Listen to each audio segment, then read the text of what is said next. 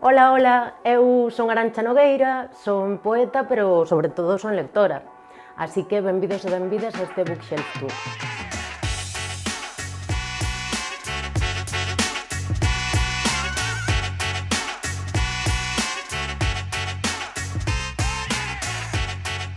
Busco libros que me chamen a atención por diversas cousas, sobre todo que estean escritos por mulleres ou por colectivos oprimidos, porque penso que precisamente son os libros que temos lido menos ao longo da nosa educación.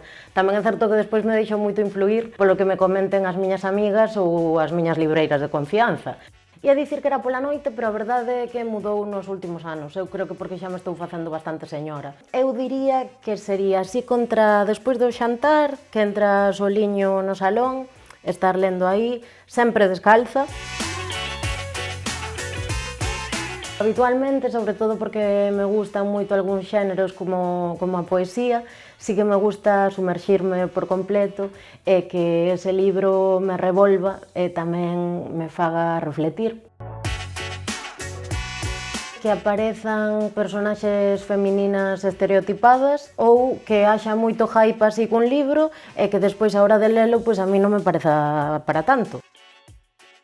Subraio as cousiñas que me van chamando a atención, porque moitas veces despois pois a min tamén me serven de inspiración para escribir.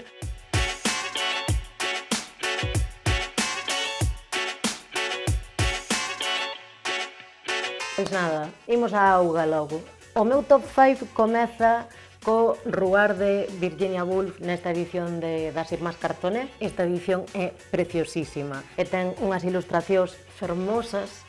Pois no cuarto posto teño un libro de Neira Vilas e é Espantallo Amigo nestas edicións que tiña Galaxia. A verdade é que é un libro que me lembra moito a miña infancia, que sempre me trae moi bons recordos. No terceiro posto vou meter un libro que eu penso que é moi ata mainstream agora mesmo, pero a verdade é que me parece unha delicia, que é Illa de Decepción de Berta Dávila. Pareceume espectacular, fala moito deste momento, de como nos sentimos moitas, e ademais introduce até o tema do confinamento da pandemia sen que sexa nada forzado. Bueno, pois chegamos xa á medalla de prata, que recoñezo que aquí entre o primeiro e o segundo tiven un pouco de conflito, pero bueno.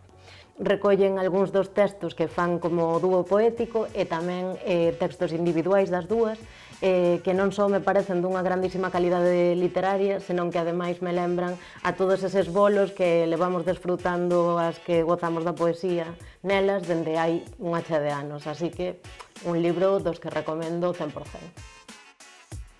E tirámonos a piscina co primeiro posto, Pornografía de Lupe Gómez.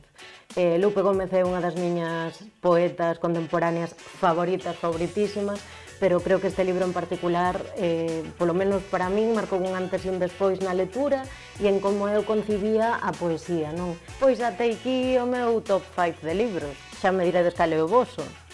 Mergúllate, lee en galego.